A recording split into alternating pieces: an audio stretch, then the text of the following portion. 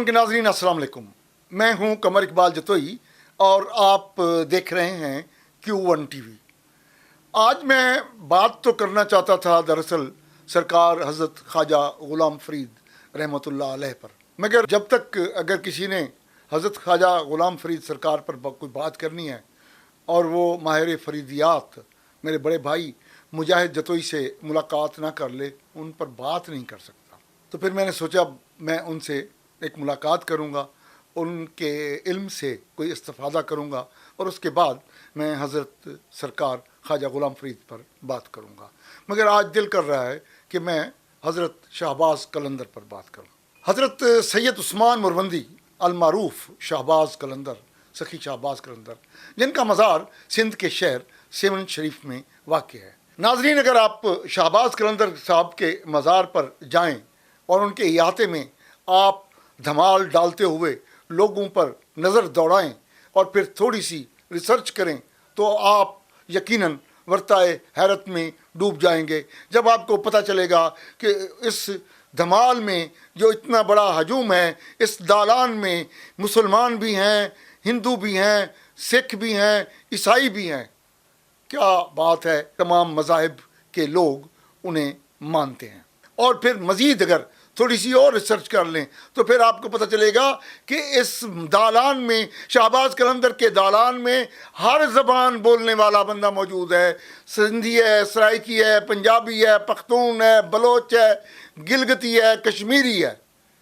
ये है उनकी अकीदत का हद। और फिर ये मत समझें कि उसमें सिर्फ शिया हैं या सिर्फ सुन्नी हैं, शिया भी हैं, सुन्नी भी हैं, दीगर मसालिक के लोग भी उस धमाल में, उस दालान में मौजूद होते हैं।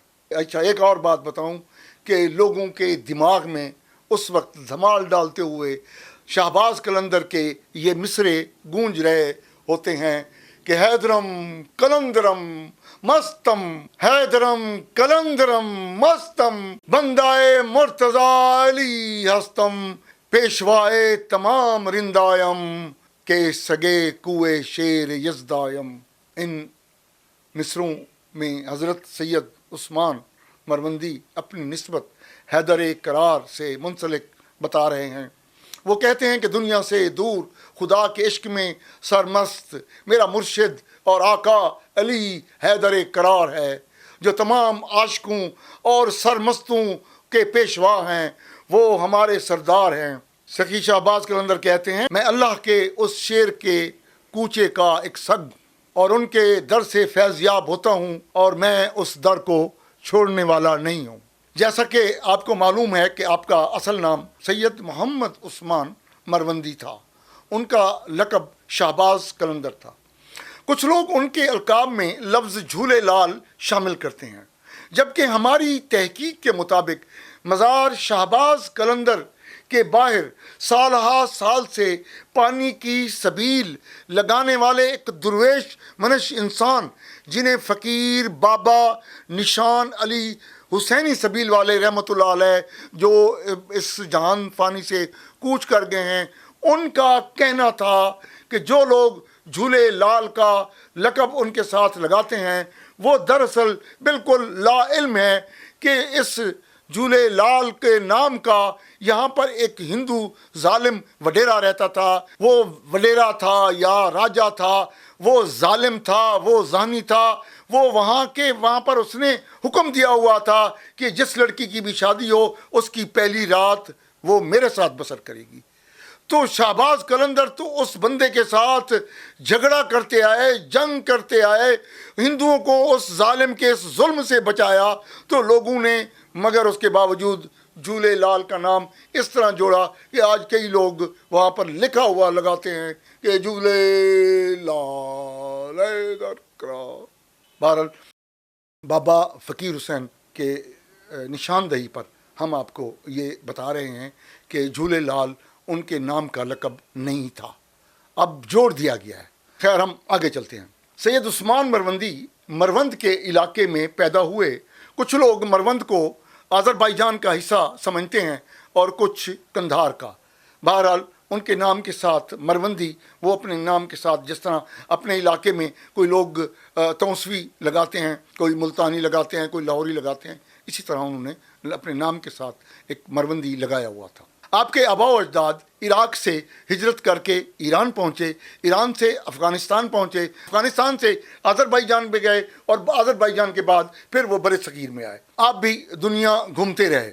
دنیا گھومنے کے آخر میں، عمر کے آخری حصے میں یوں سمجھیں کہ آپ سرکار سندھ آ کر بسے اور سیون کو ہی اپنا مسکن بنا لیا۔ تاریخ یہ بتاتی ہے کہ حضرت شہباز قلندر جوانی کے دنوں میں 25 سال کی عمر میں ہی وہ کربلا گئے، اور حضرت حسین رضی اللہ عنہ کے روزے پر وہاں پر انہوں نے حاضری دی، اور یہ حاضری ایسی تھی کہ پھر وہ 10 سال ہی وہیں مقیم رہے۔ 35 سال کی عمر میں شہباز قلندر مدینہ شریف تشریف لے گئے، حضرت محمد صلی اللہ علیہ وسلم کے روزے پر حاضری دی۔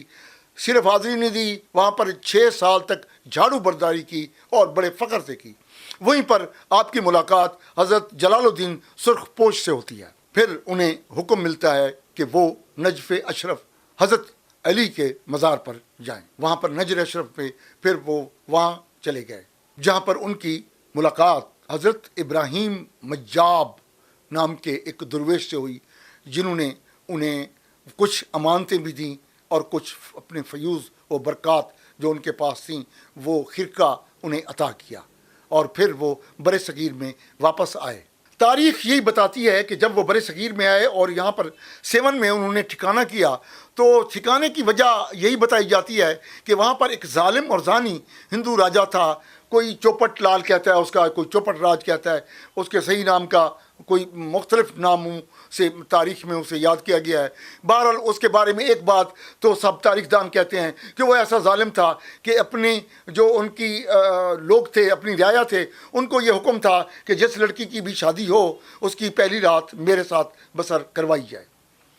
اس ظلم کا جب علم شہباز قلندر کو ہوا، حضرت عثمان مروندی کو، تو وہ پھر وہیں رہ گئے۔ کہا یہ جاتا ہے کہ انہوں نے، ان کی زبان میں بڑا اثر تھا، بڑی اپنے بیان میں ایک اثر انگیزی تھی کہ انہوں نے پہلے اپنا ایک حلقہ ارادت مندان، عقیدت مندان بنایا۔ جب انہوں نے محسوس کیا کہ میرے پاس ایک مضبوط حلقہ ہے، تو انہوں نے پھر راجے کو پیغام پہنچایا اسلام کا۔ راجے کے پاس اسلام کا پیغام پہنچتے ہی وہاں کھلبلی مچ گئی۔ جب اس کو راجے کو یہ بھی پتہ چلا کہ یہ شخص ایک مضبوط اور وسیع حلقہ عقیدت مندان رکھتا ہے، تو پھر راجے نے بھی آپ کے خلاف، سرکار شہباز قلندر کے خلاف سازشیں شروع کر دی۔ بہرحال آپ سرکار اس ہندو راجے سے لڑتے بھڑتے رہے، وہ ایک لمبی داستان ہے۔ بہرحال آپ کے بارے میں یہ بھی مشہور ہے کہ آپ زمان و مکان کی قید سے آزاد تھے، اسی لیے ہی آپ کو شہباز کہا جاتا تھا۔ ویسے سیون کی سرزمین آپ کی کرامات کی گواہ ہے۔ وہ الٹا ہوا محل، وہ باغ جس میں کوئی پودا، کوئی ہریالی نہیں ہوتی تھی اور پانی کی سخت کمی تھی، آپ نے جا کر ادھر وہاں پر پودا لگایا اور سارا باغ ہرا بھرا ہو گیا۔ وہ آج تک ہی ہرا بھرا ہے، وہ بھی ایک کرامات کی گواہی ہے۔ اور اس کے علاوہ جہاں بھی انہوں نے اپنی عبادت و ریاضت کی، چلے کاٹے، وہ مقامات آج تک موجود ہیں۔ حضرت عثمان مروندی نے 1274 عیسوی میں اس دنیا سے پردہ پوشی فرمائی۔ آپ کا جو یہ موجودہ مزار ہے، یہ پہلی مرتبہ سن عیسوی 1356 میں اسے تعمیر کیا گیا تھا۔ ایک اور بات بھی بتا دوں، حضرت عثمان مروندی اور داتا گنج بخش حجویری سے شہنشاہ ایران کو بڑی عقیدت تھی۔ انہوں نے 1974 میں سونے کے دروازے، 2 دروازے بنوا کر ایران سے یہاں بھیجے تھے ذوالفقار علی بھٹو شہید کے پاس۔ تو پھر خود ذوالفقار علی بھٹو نے اپنے ہاتھ سے ہی حضرت عثمان مروندی سرکار کے جو مزار ہیں ان کے وہاں پر وہ ایک دروازہ لگوایا، اور ایک دروازہ حضرت داتا گنج بخش حجویری رحمۃ اللہ علیہ کے مزار پر شہید ذوالفقار علی بھٹو نے لگایا تھا، جو آج بھی موجود ہے۔ آپ سرکار کا عرس ہر سال 18 شعبان کو ہوتا ہے۔ پچھلے 13-14 سالوں سے 18 شعبان سخت گرمیوں میں آ رہی تھی۔ آپ کے زائرین عقیدت مند واقعی بڑے پریشان ہوتے تھے، مگر جیسا کہ آپ کو معلوم ہے کہ سال 1.5 سال سے، سال 2 سال سے اب ٹھنڈا میٹھا موسم میں یہ شعبان آ گیا ہے، اور آگے 3-4 سال بھی اس طرح موسم بہار میں ہی شعبان ہوگا، پھر جا کر پھر سردیاں آئیں گی، اور یہ موسم سرما میں ان کا عرس ہوتا ہے۔ ایک بات اور بتا دوں ناظرین، جب آپ کا عرس شروع ہوتا ہے تو 15 شعبان سے آپ ملک کی کسی شاہراہ پر کھڑے ہو جائیں، آپ کو 15 16 17 شعبان سے بڑے طویل قافلے بسوں کے، اے سی کوچز کے، ٹرینوں پر زائرین کی ایک بہت بڑی تعداد جو ہے سیون شریف پہنچتی ہے، اور سیون کا رنگ ہی کچھ اور ہو جاتا ہے۔ بہرحال آپ کا شکریہ، آپ نے ہماری اتنی لمبی پوڈ کاسٹ دیکھی۔ ہم کوشش کریں گے کہ آپ کو ایسی ہی معلومات بھری پوڈ کاسٹ آپ کو فراہم کرتے رہیں۔ میں نہ کوئی بہت بڑا ریسرچر ہوں، نہ اسکالر ہوں، نہ تاریخ دان ہوں، بس تھوڑی سی شدھ بدھ کے ساتھ میں کچھ باتیں ہیں آپ کے حضور پیش کرتا ہوں۔ اگر کہیں پر کوئی مجھ سے کمی کوتاہی ہو جائے، یقیناً آپ میری وہ کمی کوتاہی نظر انداز کریں گے۔ تھینک یو ویری مچ، بہت شکریہ، والسلام۔ آخر میں وہی بات، ہم آپ کے ساتھ جڑے رہیں، آپ ہمارے ساتھ جڑے رہیں، تو پھر وہ سلسلہ اسی طرح چلے گا کہ آپ چینل سبسکرائب کریں۔ Thank you very much.